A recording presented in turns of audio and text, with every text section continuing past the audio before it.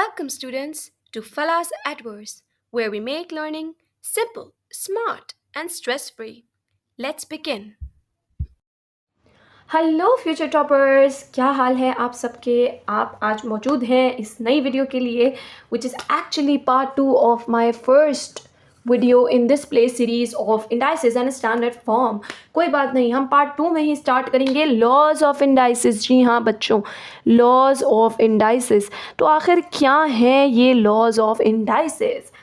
Actually हम सबसे पहले डिस्कस करते हैं मल्टीप्लिकेशन लॉ ऑफ इंडाइसिस। तो मल्टीप्लिकेशन लॉ ऑफ इंडाइसिस होता क्या है, इंडाइसिस खुद क्या होता है, सबसे पहले तो हमें ये समझना है, राइट। तो बच्चे लोग, इंडाइसिस होती हैं एक्चुअली आपकी पावर्स। इंडाइसिस क्या होती हैं, these are actually your powers, right. Powers का क्या मतलब है। फॉर एग्जाम्पल मैं आपको कहूँ 2 into 2 into 2 into 2 into 2 into 2, अगर मैं आपको कहूँ कि आपने इसको मुझे मल्टीप्लाई करके देना है, तो फिर आप कैसे करोगे 2 2 ज़ा 4, 4 2 ज़ा 8, 8 2 ज़ा 16, 16 2 ज़ा 32, ऐसे करोगे नहीं बच्चा लोग। आप लोग डायरेक्टली पहले लिख दोगे 2 की पावर 5 और फिर कैलकुलेटर की महान ताकतों का इस्तेमाल करते हुए आप सिंपली आंसर निकाल दोगे। लेकिन इस तरह लिखने से क्या हो रहा है, स्पेस बहुत ज़्यादा लग रही है, जगह बहुत ज़्यादा लग रही है, थोड़ा हो सकता है गड़बड़ भी हो जाए मल्टीप्लाई करने में। तो हमने क्या किया, हमने कहा भाई 2 कितनी बार है, 1 2 3 4 5, 5 बार है, तो 2 की पावर क्या कर दिया हमने, 5 कर दिया और आंसर क्या निकाल लिया, 32। सिंपली इसको कहते हैं indices. Indices is actually a smart way of multiplication. Rather than आप बार बार इस तरह रेपिटेटिव लिखो, आपने एक स्मार्ट तरीके से सॉल्व कर लिया। अब मल्टीप्लिकेशन लॉ ऑफ इंडाइसिस क्या होता है बच्चों, मल्टीप्लिकेशन लॉ ऑफ इंडाइसिस क्या होता है, ठीक है। तो अगर मैं आपको बोलूं y इंटू 9 की पावर y12, इसको सॉल्व करके बताओ। तो सबसे पहले आप ये देखोगे कि एक मल्टीप्लाई का साइन है, यहाँ पे 9 है, यकीनन यहाँ पे 1 है, तो 1 9 सा कर लोगे। पहले क्या करोगे आप लोग, 1 इंटू 9 कर लोगे तो 9 आ जाएगा, ठीक है। फिर आप चेक करो, ये है y, ये है y बेसिकली दोनों साइड पे जब आप मल्टीप्लाई कर रहे हो तो बेस आपके पास y है, तो आपने यहाँ पे y को बेस बना दिया। इसके अलावा क्या करना है बच्चों, इसके अलावा क्या करना है, y की यहाँ पे पावर क्या है 1, यहाँ पावर क्या है 12। तो what you have to do is simply add the powers. तो हमारे पास क्या आ गया बच्चे लोग, 9y पावर 13। आ गया कि नहीं आ गया, इजीली आ गया है ना जी, आ गया बच्चे लोग, आ गया, ठीक है। तो आपने क्या देखो, आपने क्या किया, एक्चुअली क्या करते हैं, जब आपके पास बेस सेम हो, वेरिएबल है ना, पहले तो वेरिएबल है, पहले तो बेस में वेरिएबल भी हो सकता है, कांस्टेंट भी हो सकता है, मसले की बात नहीं है। एक और एग्जांपल कराऊंगी जिसमें अभी कांस्टेंट भी होगा, जैसे कि ये, ठीक है। तो आपके पास यहाँ क्या था, बेस, ये क्या कहलाई जाती है, बेस। तो जब आपके पास बेस सेम हो तो इंडाइसेस क्या होंगी, प्लस। देखो आपने याद क्या रखना है, मैं आपको बताती हूँ, बेसिस मल्टीप्लाई इंडाइसेस ऐड। क्या याद रखना है बच्चों, सॉरी बेसिस मल्टीप्लाई तो इंडाइसेस ऐड। आपने इस रूल को याद रखना है। जब आप मल्टीप्लिकेशन लॉ ऑफ इंडाइसेस पढ़ोगे तो क्या करोगे, बेसिस को कर दोगे मल्टीप्लाई और इंडाइसेस को कर दोगे ऐड। एक और एग्जांपल है, देखो ये बेस है और ये भी बेस है और दोनों बेसिस सेम है, इसका मतलब आप बेस को लिखोगे सिर्फ एक बार और इंडाइसेस को कर दोगे ऐड। यहाँ पे इंडाइस है 2, यहाँ पे 5, 2 + 5 क्या हो जाएगा बच्चे लोग, 7। बन गया आंसर। एक और एग्जांपल सॉल्व करेंगे, हमें कहा गया है मल्टीप्लिकेशन लॉ ऑफ इंडाइसिस क्या है, ठीक है, हमें क्या कहा गया है। अब मैं आपको एक और एग्जांपल कराऊंगी। आपकी एग्जांपल है 6x3 पावर 3 y की पावर 5 इंटू x की पावर 7 एंड y की power 2। So what you do is you have a 6 here and here you have nothing, you can have 1 basically. तो पहले तो नंबर्स को multiply करो, 6 1 ज़ा 6 नंबर्स हो गए। अब x पे आ जाओ, x यहाँ पर भी है, x यहाँ पर भी है। तो मैंने क्या कहा था, जब सेम बेस हो तो बेस एक बार लिख दो और इंडाइसिस को ऐड कर दो। तो इंडाइस देखो, x की यहाँ पे 3 है, यहाँ पे 7, तो 3 + 7 हो गया बच्चे लोग। फिर आगे आ जाओ, हमारे पास यहाँ पे भी y है, यहाँ पे भी y है, y आपस में मल्टीप्लाई हो रहा है, y को एक बार लिख दो, बेस को एक बार लिख दो और 5 + 2 करो। डन है बच्चों, आगे करते हैं। 6x 7 + 3 is 10 and y 5 + 2 is 7। This is your answer. एक और एग्जाम्पल करते हैं और इसके बाद हम आते हैं दूसरे पर, डिवीजन लॉ पर, ठीक है। एक और एग्जाम्पल करनी है और ये वाले में आपने भी साथ साथ सॉल्व करना है।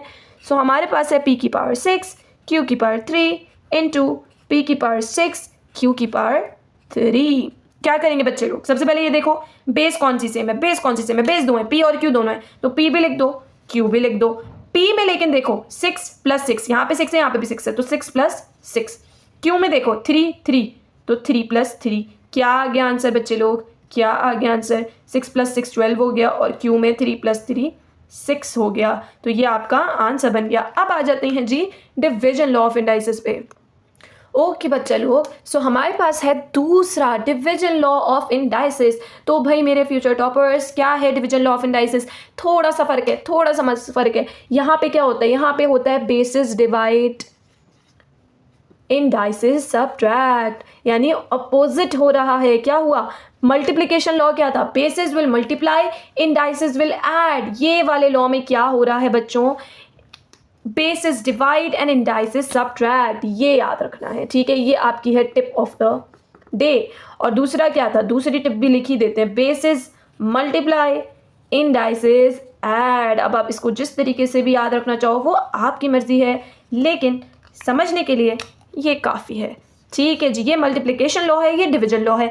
अब इसके लिए मैं यहाँ लिखती हूँ एक जर्नल सी फॉर्म, जैसे कि हमारे पास है जी ए, बेस में कौन है, ए क्या हो रहा है, डिवाइड, और ए ऊपर क्या पावर है, एम, नीचे क्या पावर है, एन, तो ए को लिख दो एक बार और एम को कर दो -n।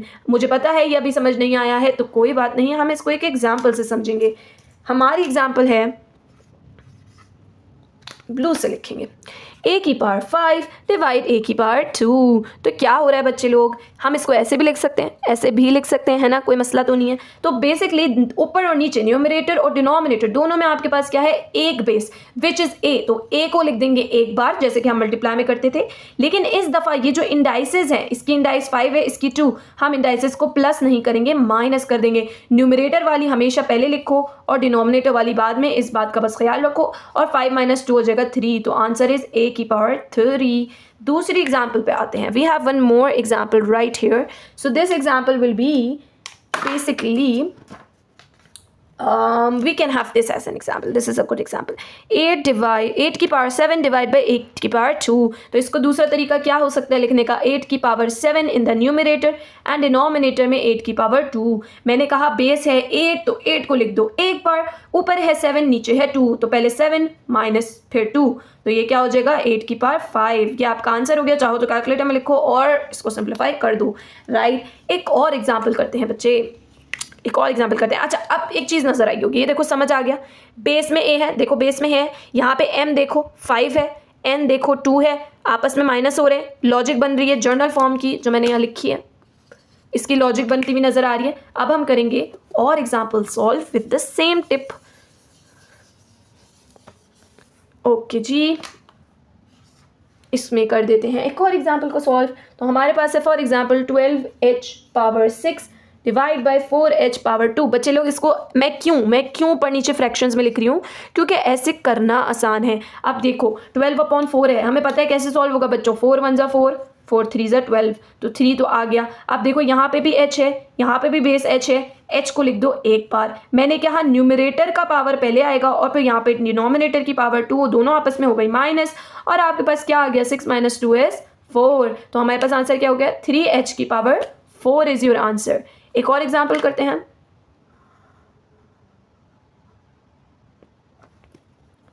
एक और एग्जाम्पल करेंगे। एक और एग्जाम्पल हमारे पास है x की पावर 3 y की power 7 divide by x and y की पावर 3। तो आपको पता है जब x लिखा है तो बेसिकली यहाँ पे क्या है, पावर 1 है, ठीक है। एक बात का ख्याल रखना है। अब पहले आप लिख दो इसको इस तरीके से, ठीक है जी, लिख दिया हमने। फिर हम आ जाएं इधर, x की पावर 1 है और y की पावर 3 है। तो आप देखो x को एक बार लिखो, 3 ऊपर है 1 नीचे है, तो 3 - 1। फिर y बेस है, y को एक बार लिखो। देखो आपस में मल्टीप्लाई हो रहे हैं दोनों, x और y आपस में कुछ नहीं हो रहा, बस साथ लिखे हुए मल्टीप्लाई हो रहे हैं, ठीक है, साथ लिखे हैं मल्टीप्लाई हो रहे हैं। 7 - 3, तो क्या हो जाएगा x की पावर 2 y की पावर 7 - 3 कितना होता है बच्चे लोग, 4। तो ये क्या हो गया x की पावर 2 y की पावर 4। होपफुली आ गया होगा समझ। और 2 एग्जाम्पल्स और करते हैं और फिर इस वीडियो को करेंगे रैप अप। अब जो मैं 2 एग्जांपल्स करने वाली हूँ उसके अंदर हमारे पास मल्टीप्लिकेशन लॉ और डिवीजन लॉ दोनों आने वाला है, ठीक है। तो ये हम याद रख लेते हैं, ये मल्टीप्लिकेशन के लिए हमने कहा था, सॉरी ये नहीं था। तो ये है मल्टीप्लिकेशन के लिए टिप और ये है डिवीजन के लिए टिप। मल्टीप्लिकेशन की टिप क्या है, बेसिस जो मल्टीप्लाई होंगी इंडाइसिस होंगी ऐड, और डिवीजन की टिप क्या है कि जब बेसिस डिवाइड होंगी इंडाइसिस होंगी सब्ट्रैक्ट। तो मैं आपके लिए लेकर आ गई हूँ एक exam style question to solve, जहाँ पे हमारे पास दोनों का भरपूर इस्तेमाल होगा और हम ये दोनों काम एक साथ करते हुए नजर आएंगे। ये देखें, ये है क्वेश्चन और आपको कहा गया है एग्जाम के अंदर के इसको करना है सिंप्लीफाई। घबराना नहीं है, बहुत इजीली सॉल्व होगा। सबसे पहले क्या करो, सबसे पहले आप ऊपर मल्टीप्लिकेशन कर लो। देखो 3 × 1 = 3, तो ये हो गया, ठीक है।